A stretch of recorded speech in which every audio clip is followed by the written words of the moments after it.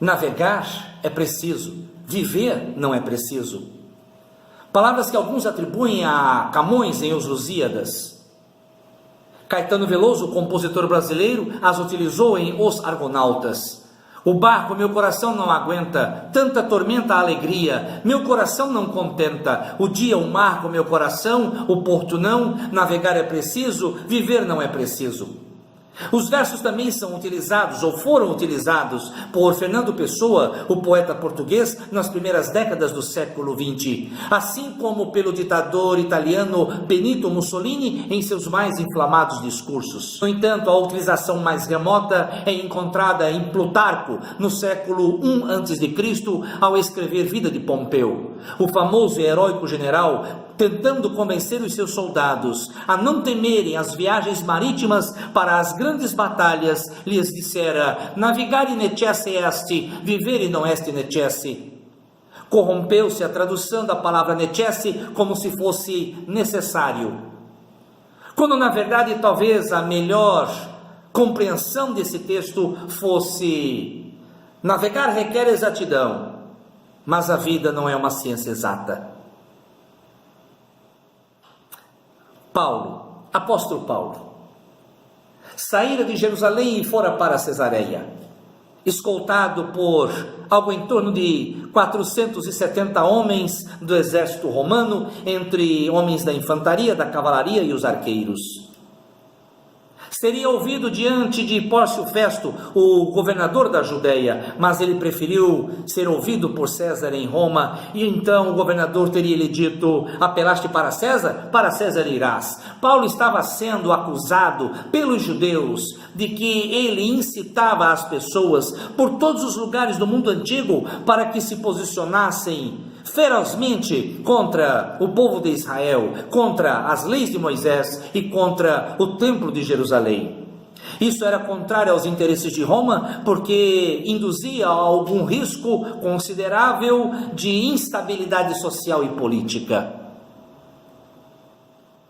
Paulo foi posto então no navio que vinha da Adramítia e seguiria pela costa, contornando a Ásia Menor, passando de Grécia à ilha da Creta, atravessando o Mar Jônico, chegando ao sul da Itália, entrando por Sicília e então chegando ao Mar Tirreno, e acompanhando a costa oeste da Península Itálica, iria até Puteoli, para dali, por via terrestre, chegarem a Roma, numa viagem de aproximadamente 3.500 quilômetros.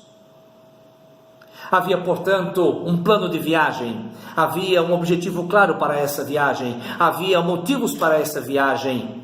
Ademais, Jesus Cristo já aparecera a Paulo ainda em Jerusalém e lhe dissera: importa, Paulo, que de mim testemunhes em Roma. Então Paulo estava ciente do plano de viagem, do objetivo da viagem, dos motivos da viagem, e que a vontade de Deus aprovava aquela viagem.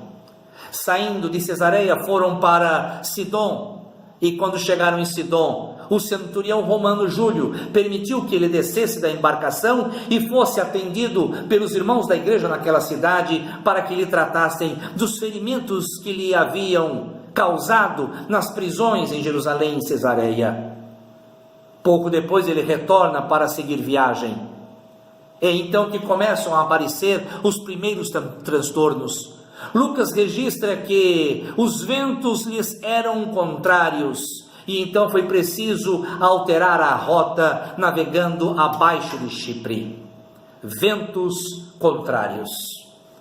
Mesmo assim conseguiram chegar à Cilícia, passaram a Panfilha, alcançaram a Lícia, e então aportaram na cidade de Mirra, onde houve a troca de navio. E então foram embarcados no navio que vinha de Alexandria e seguia para a Itália. Isso lhes era conveniente. Seguiram viagem, e ao seguir viagem, alguma coisa aconteceu que lhes alterou o cronograma. Segundo Lucas, navegaram vagarosamente por muitos dias. Foi pior ainda, porque chegaram apenas de fronte de Cnido. E a situação se agravou mais ainda, porque da navegação vagarosa, dos ventos fracos, agora o vento não lhes permitiu ir mais adiante. Dos ventos fracos passaram ao vento que se tornava impeditivo. Mudaram a rota, de novo. Foram para Salmone, na ilha de Creta, e em vez de seguir pela costa norte da ilha, preferiram ir pela costa sul para, protegidos pela própria ilha, não serem alcançados por ventos contrários. Chegaram até bons portos. Houve então uma discussão entre os que estavam no navio, porque aquele não era um bom local para invernar. Preferiram então seguir mais adiante, e logo bateu um vento sul que lhes parecia favorável, içaram as velas e até ficaram por alguns instantes felizes, até que foram surpreendidos por um vento que não esperavam, e esse vento lhes tirou todo o sossego. Era um vento inesperado. Paulo já os havia alertado antes e lhes havia dito que teriam uma viagem incômoda e danosa para a estrutura, o barco, danosa para a carga, mas também danosa para as pessoas. No entanto, o comandante do navio não dava crédito às palavras de Paulo, afinal Paulo não tinha no seu currículo nada que o fizesse ser crido como um profissional da navegação, apesar de ser um homem experiente que já enfrentara em suas viagens missionárias 3 naufrágios. Discutia-se então a competência e a credibilidade, e nesse momento o centurião romano preferiu acreditar nas palavras dos especialistas, o piloto do navio e o mestre do navio. Buscavam condições melhores. No entanto, quando estavam próximos de Fenice, aquela reviravolta, aqueles ventos, os arrastaram para fora do trajeto que desejavam, e então tiveram que cessar as manobras, recolher as velas e se deixaram ir à toa, porque, segundo Lucas, os ventos eram irresistíveis. Foram lançados para fora do caminho. Mesmo assim conseguiram puxar o batel, o barco salva-vidas, e até se alegraram um pouco com isto, porque lhes parecia uma garantia caso as coisas piorassem. No entanto, quando o vento bateu, levou-os em sentido contrário, a sudoeste de Creta, para a ilha de Galdos, e dali estariam a aproximadamente 250 quilômetros de Sirte, na costa líbia, onde havia temíveis bancos de areia, uma ameaça em potencial. Isso lhes gerava mais ansiedade, mais temor, mais insegurança, mais incertezas e mais especulações. As velas estavam recolhidas, e mesmo assim eles desceram os aparelhos, arriaram as âncoras para retardar a navegação. E se antes retardar a navegação lhes parecia um mal, agora mais lhes parecia um bem.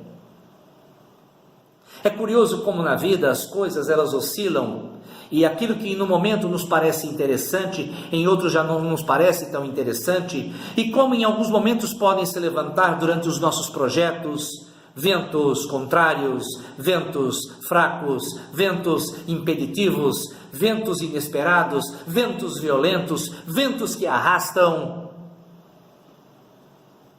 Ficamos inseguros, indecisos. A tempestade piorou. Eles se viram então obrigados a ter que aliviar a carga do navio. Porque em momentos assim é preciso saber o que é dispensável e o que é indispensável. Mas a tempestade piorou mais ainda.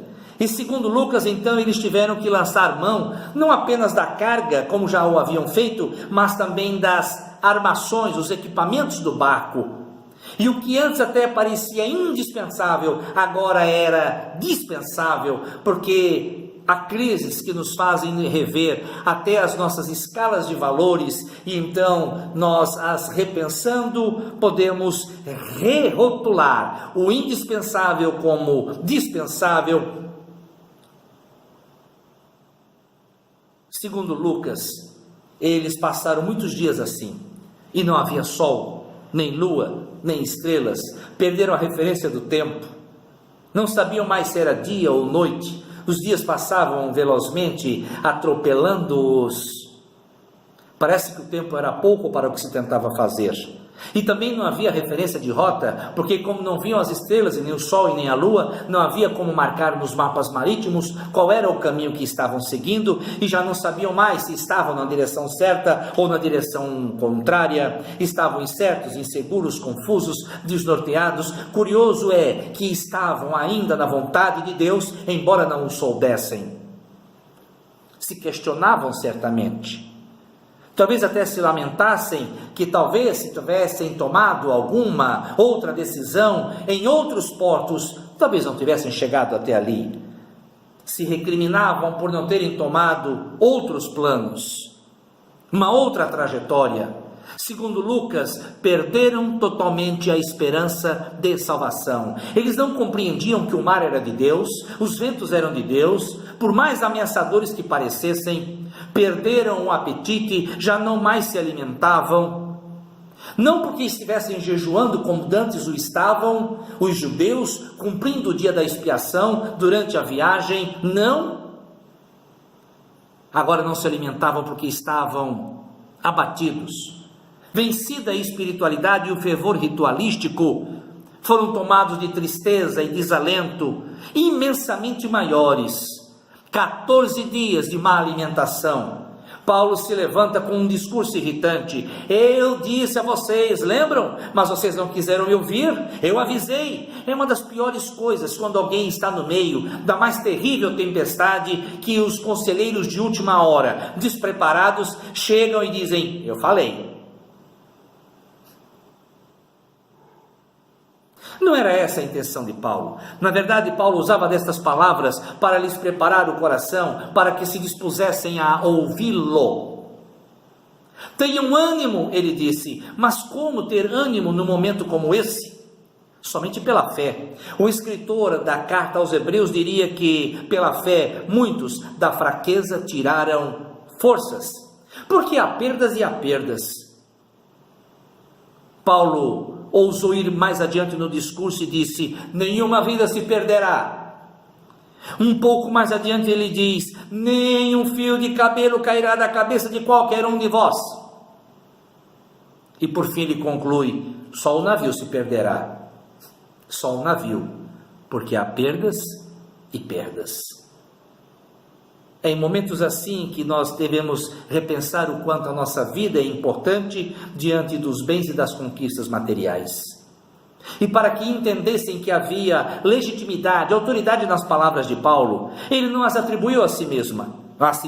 Ele pegou e disse: olha, o anjo do Senhor me apareceu, foi por revelação divina, e ele me disse que nós não morreremos.